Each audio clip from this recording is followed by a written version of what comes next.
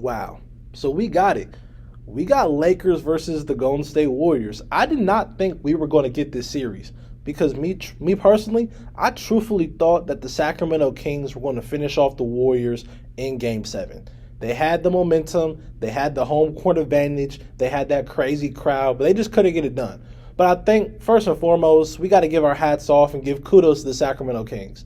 No one thought they were going to do what they did this year. No one but them and their fans. And they had an incredible season. Like the type of season that builds and turns into something even more. Like, I feel like the Kings are a year away from being a year away from truly contending. And things like this you need. Like I talked about in my Cavs video, sometimes you need to get your ass beat. And they didn't get their ass beat. They fought back.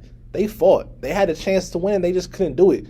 I mean, it's hard to win when Stephen Curry goes off for 50 in a closeout game. Like, that's the odds are against the odds are not in your favor when Stephen Curry does that. But anyway, let's get into this series, which I think will be a really fun and a really competitive series for a multitude of reasons. First off, let me give my prediction. I have the Lakers winning in 7. I think this is a bona fide and a definite 7-game series. To me personally, it was really a toss-up, but I ended up leaning in the Lakers' favor because I think the Lakers are just a deeper and better team than the Warriors. In every single playoff game this year, they've had a different leading scorer. That's very rare, I think very hard to do. And it's very hard to win a series like that. I mean, you have LeBron and Anthony Davis, and they only led the Lakers in scoring in one of these games. And the one game LeBron did lead them in scoring, they lost. So it's very interesting to me how deep this Lakers team is. And I just think the Warriors don't have enough people they can trust night in and night out. With the Warriors, it's really the only person I can truly count on for the Warriors of being himself night in and night out is Stephen Curry. Klay Thompson at this point in his career is not consistent enough where you know you're going to get a good Klay Thompson game back to back to back. Same thing with a guy like Draymond Green. Draymond Green's a loose cannon. You truthfully don't know what you're going to get from him on a night-to-night basis. Like, you have no clue. He can either come out and play all-NBA defense and hit a few threes and a mid-range shot that you don't expect him doing, or he can get ejected from the game because he does stupid stuff and he gets in his own head too much and it gets too hyped up, too amped up.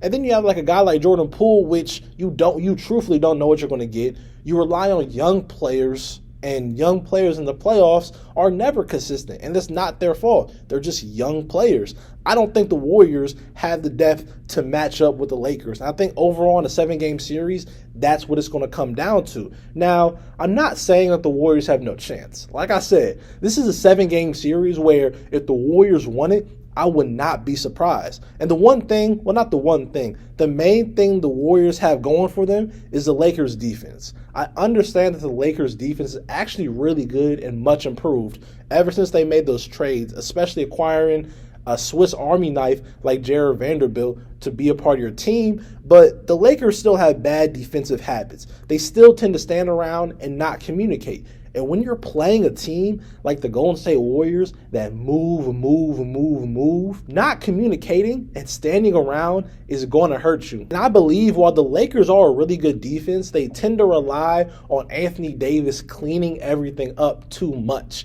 And in a series like this, like I said, the Warriors don't have players that I can count on a night-to-night basis, but they do have players that can go off whenever. Jordan Poole can come out here and surprise us and get like 25, 30 points in the game. Klay Thompson can definitely do that. A guy like Dante DiVincenzo is liable to start hitting his shot. And you know what Kevon Looney can do on the glass.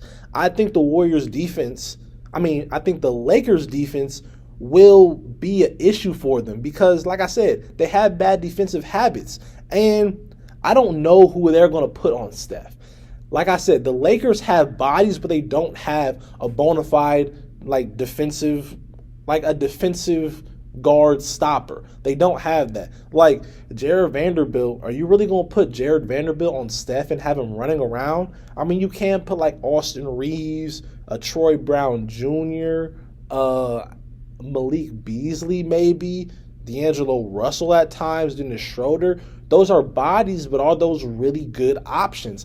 I don't know. I think personally, the best case for the Lakers defensively is just make sure nobody else goes off and just try and contain Steph as much as you can. I know how hard that sounds, but I think that's their best case scenario. And for the Warriors, a problem I see brewing with the Warriors is that I don't think they have the people that can stop the Lakers from getting downhill. The Lakers, almost all of the Lakers, like, prominent scorers like to get downhill in one way or another. Austin Reeves, LeBron James, Anthony Davis, even like Dennis Schroeder, D'Angelo Russell, they can get downhill. And I don't see the Warriors having the type of people that, one, can deter them in the paint or stay in front of them. A guy like Jordan Poole may be unplayable at times in this series again, because if Jordan Poole is giving you nothing offensively, and Jordan Poole is who he is defensively, he's going to get hunted. And if he gets hunted and taken advantage of like he did at times against the Kings,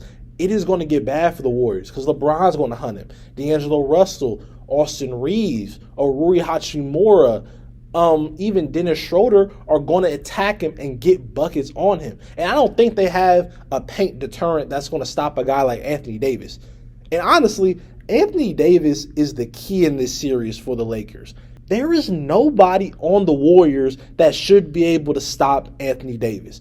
You can put guys like Draymond Green, Kevon Looney, even maybe like a Jonathan Kuminga, Andrew Wiggins, but those dudes realistically should not be able to stop him for an entire game. Maybe at times they can get a stop here and there, but Anthony Davis should dominate, and you need him to, and you need him to control the glass.